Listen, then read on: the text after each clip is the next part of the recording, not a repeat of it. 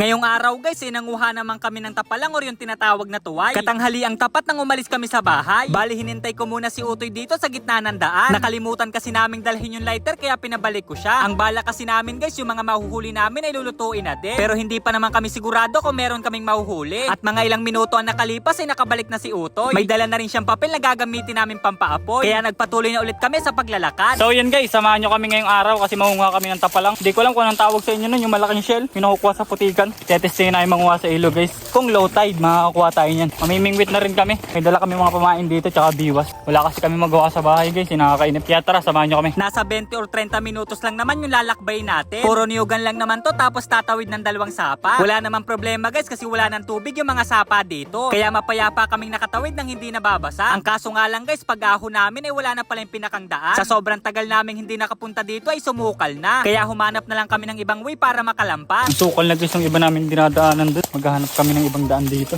Meron naman dito kasi nagkakabit tayo dito ng mga tain. Wala nga lang tubig yung ilog dito guys. Tabi po. Titingnan ko lang yung ilog. Kukunti yung tubig, yung pinakang malalim lang. May nakulabso din oh. Tingin ko may laman yan. Yan, ilog na lang tayo. Wala man tubig. Ang ganda na ito guys, pader. Ang lino lang ng tubig. Ay may hito oh, yun oh. Pinatitira ko pa ng hito dito eh. Ibig sabihin, pag nagkatubig yan, magkakaroon pa ng laman. Yung dating hanggang tuho dito.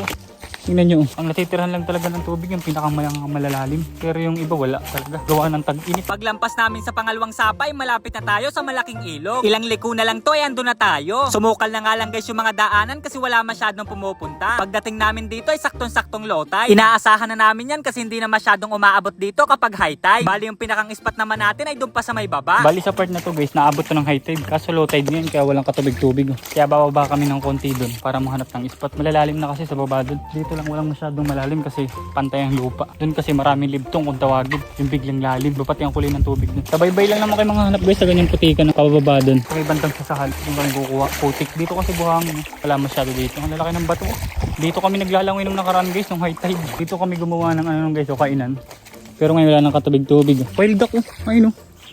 May wild duck guys, ayun. Dito rin kami nag-spot dati ng guys. Wala na rin halos tubig ngayon. Dala na rin to ng tag-init. Di na ganun lumalalim. Ang lalaki ng ibon oh. Ayun oh. Dito ka dala sa maraming wild duck. May mga kasamang inakay. Dito kayo mga hanap guys. Sa sana yan. Dito kayo magsisimula. Nung makabot kami sa may putikan guys ay nagumpisa na kami manguha. Ganito lang naman yung paghahanap ng tapalang tamang guhit sa putik. Kapag nagkaroon ng kakaibang tunog ay matik tapalang na yun. Pero wag kayo masyado magpapalin lang kung minsan kasi ay bato lang. Magkaiba naman sila ng tunog guys kasi yung tapalang ay medyo umi-echo. Napakaswerte ko nga sa pangalawa kong kuha kasi nasa may puno lang ng sasa. Siguro ay lumilipat to ng bahay kaya hindi pa nakakatago. Pero sa totoo lang guys ay napakahirap talaga manguha ng ganito. Bukod sa masakit sa likod ay mangalay din sa kamay. Kaya tiyagaan lang talaga kung gusto makaulam ng tapalang. Mas magandang gamitin sa pagguhit-guhit ng ganito guys ay magaan na kutsilyo. Pero sa awa naman ng Diyos guys ay kahit papano nakakakuha naman kami. Medyo maliliit na nga lang ngayon hindi katulad dati. Yung iba kasi maliliit pa lang kinukuha na. Kaya wala na rin masyadong lumalaki sa area na to. Guys, habang nangunguha kami ng tapalang dito, may narinig kami pispis yung inakay na humuhuni. Ay, ito pala may puga dito. Ayun. Pakinggan nyo guys yung huni. Wait lang.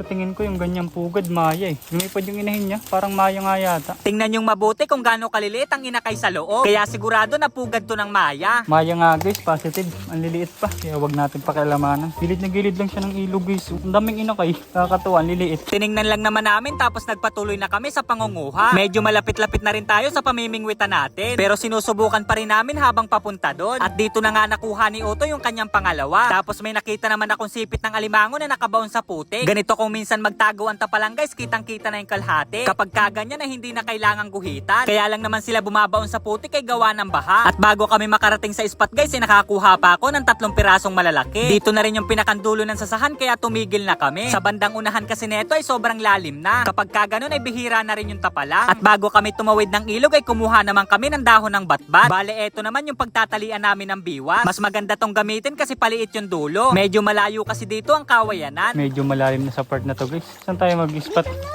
Dito lang natin mag-spot. Dito na lang muna pala kayo mag-spot guys. Lilipat na lang kami sa baba. Wala kami nahuli dito. Lipat na lang kami sa baba. Let's go! Pagtawid namin ng ilog ay nilabas ko na yung aming mga gamit. Binilang ko na din kung ilan lahat yung nahuli namin at tapalang. Nakakatuwa lang kasi nakasyam na piraso pala kami. Medyo mahaba na tong video guys kaya dito ko na lang muna puputulin. Bye-bye! 2 fingers sa akin!